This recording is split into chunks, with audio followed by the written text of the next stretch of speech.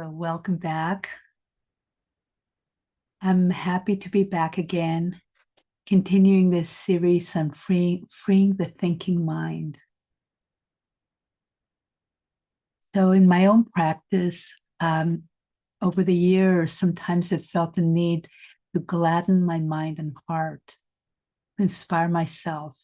So during different periods of my practice, I begin the first several minutes of my meditation with some form of bringing inspiration to my sitting. An example is something I used for quite a while, was imagining an honored guest coming over to my mind, sometimes the Dalai Lama, sometimes the Buddha. How would I be if they were visiting my mind? I'd be really welcoming. I'd clean up my environment. I'd pay really careful attention to everything they said. So the idea is that can we treat ourselves as our honored guests? And other times I begin my sittings with 5-10 minutes of loving kindness phrases, a simple version of metta towards myself and all beings. May I be happy, may I be peaceful, may I feel safe, may I be free. And then may all beings be happy, peaceful, feel safe, be free. And so I still like to begin my sittings with just a little bit of a warming of the heart in some way that touches me. So let's begin the sitting with another version of gladdening our hearts and minds. Take a comfortable but alert posture, gently closing the eyes.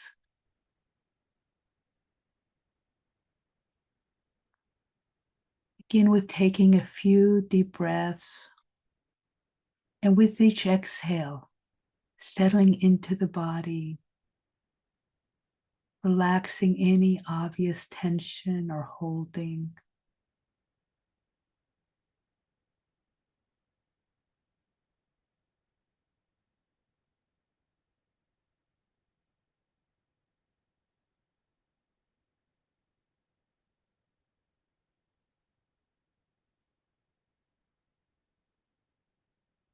Settling into our seats, into the earth or cushions.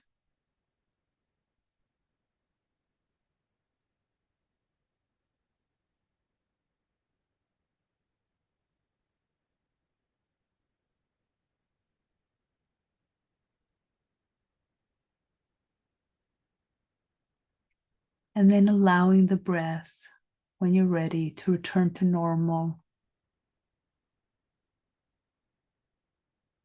Getting a sense of the whole body. Taking a minute to allow the attention to meander freely throughout the body, relaxing any obvious tensions.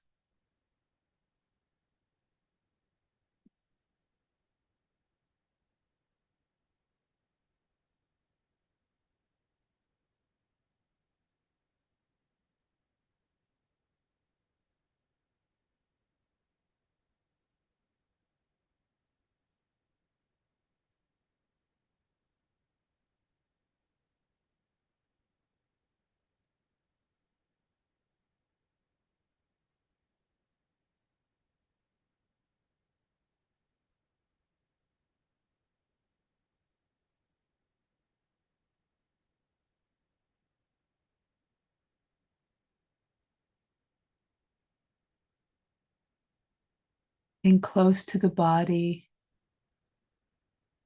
you can begin to notice the movements of the breath.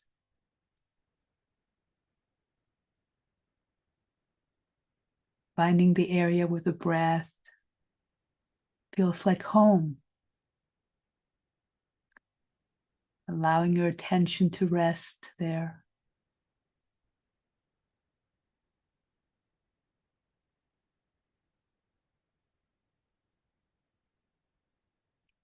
Settling into the rhythm of the breath. resting in this body, in this breath, in your home.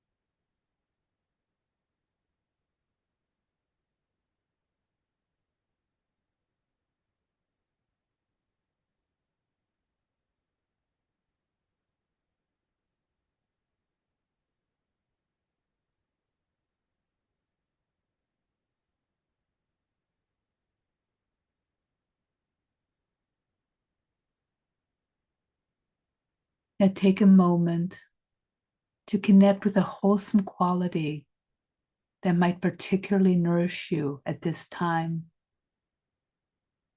Some form of goodwill, maybe kindness, goodwill, love, gratitude, peace, any form of goodwill that feels particularly nourishing to you.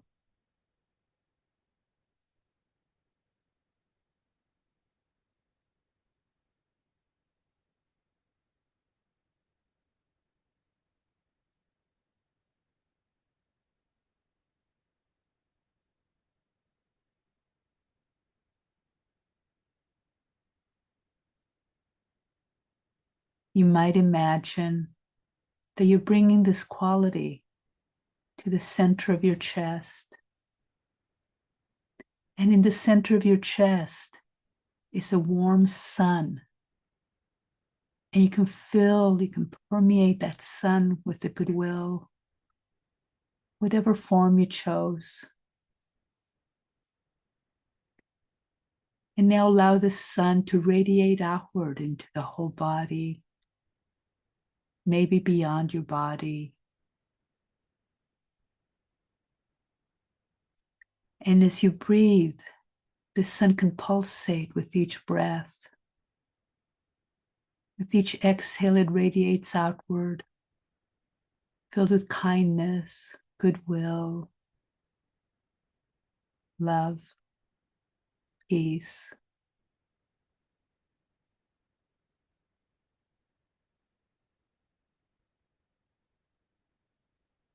That warm sun in the heart, radiating outward.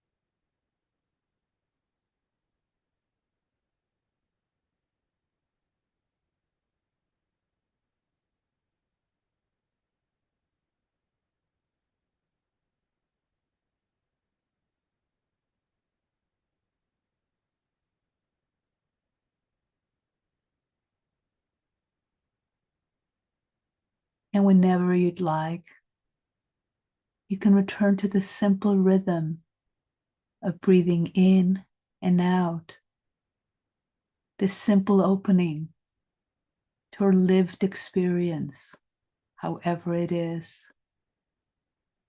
not putting anything outside of our hearts.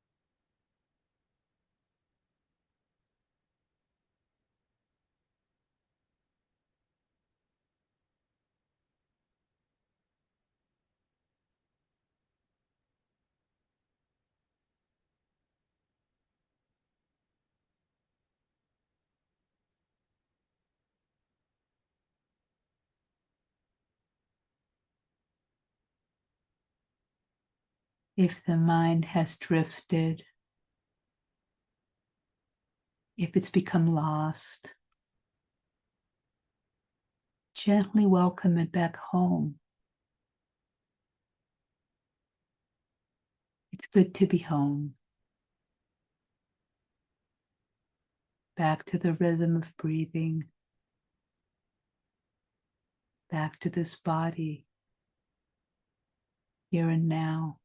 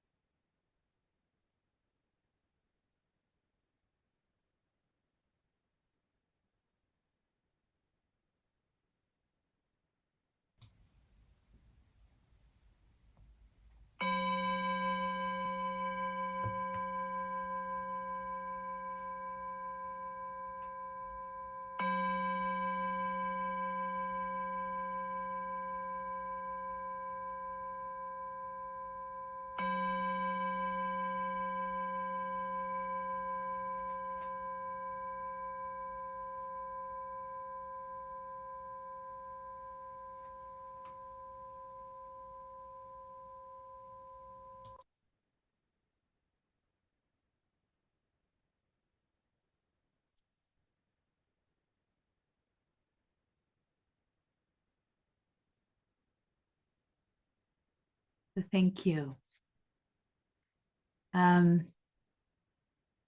So thinking is an essential part of human experience. And when people begin exploring the mind, they soon find out that the mind has a mind of its own. And then most of the thoughts we have arise automatically, just one after another. And it's easy to believe that that's just the way our mind is, and that all we can do is observe it. And sometimes thoughts are just really strange too. I know if you think about our dreams, which are kinds of thoughts, they can be quite unusual. But in addition to observing our experience, the Buddha taught us to take responsibility for our thinking. And that when our thinking is harmful to us, to purposely change it. An essential part of the Eightfold Path is the sixth step, or wise effort. A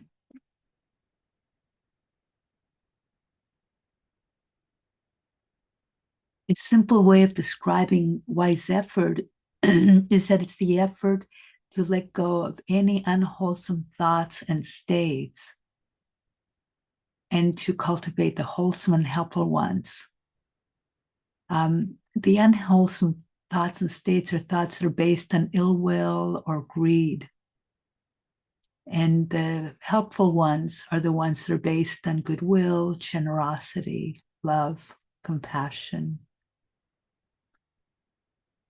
So because we tend to teach that mindfulness is being with our experience just as it is, allowing things to be, and non-reactive awareness, a letting go. Sometimes we might not give attention to the other side of wise effort, the part that stresses the cultivation of these wholesome thoughts and states, that support our wholesome thoughts and states. And this mindfulness practice needs both of them, letting go of the unwholesome and the nurturing of the wholesome. Of course, just by meditating regularly and paying attention to the mind, we're already cultivating the wholesome. Mindfulness is wholesome. Concentration is wholesome. We're developing patience. But there are times where it can be very skillful to consciously bring in something more directly, like the qualities of the heart I mentioned, or ideas that inspire us, like the Dalai Lama visiting. We often don't even realize we're telling ourselves unhelpful stories, harmful ones.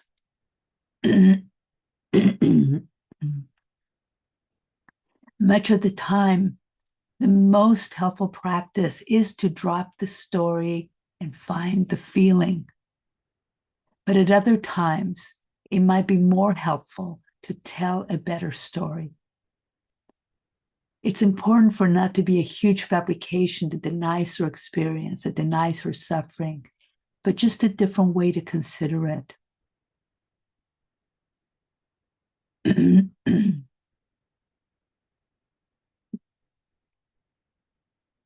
An example might be, let's say we're out for a long hike and it's almost the end of the hike, but instead of returning home, we just realized we took the wrong trail and we're now over an hour away.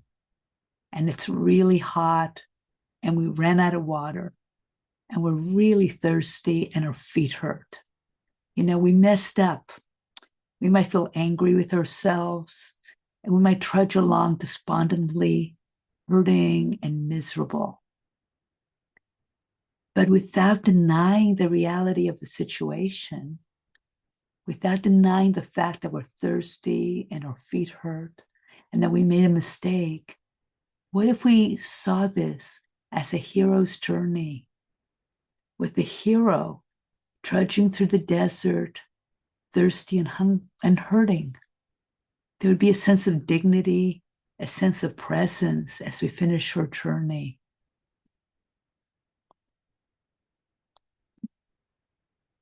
Or maybe we're meditating and the mind is filled with a recurring aversion over and over.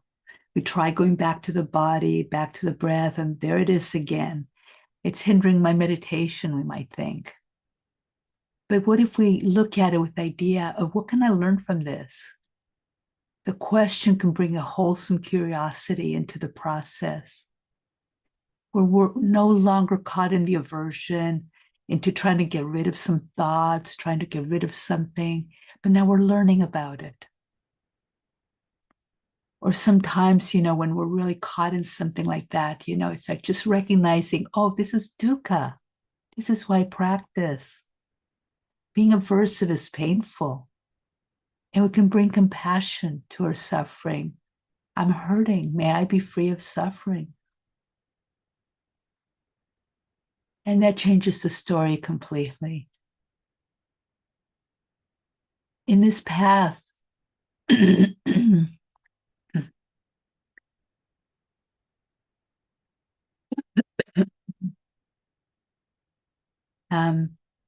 I'll start with the story instead. One of the scientists who studied happiness, Daniel Kahneman, spoke of two aspects of the self. The experiencing self, who lives in the present. They feel the warmth of the room. We notice the lighting, we're listening to this talk. In meditation, it's the felt sense of our experience, the moments of our lives. This moment to moment, sitting here, listening, feeling the body. It's experiencing self. The other aspect is the remembering self. The remembering self keeps score. It maintains the narrative of our lives. Boy, that was a great meditation. The remembering self is a storyteller. What we actually keep of our experiences is a story. That was a great meditation. Doesn't come close to the 30 minutes we just spent showing up. And some of them may not have been great. Some of them may have been great. But that's just an evaluation, the way we remember it.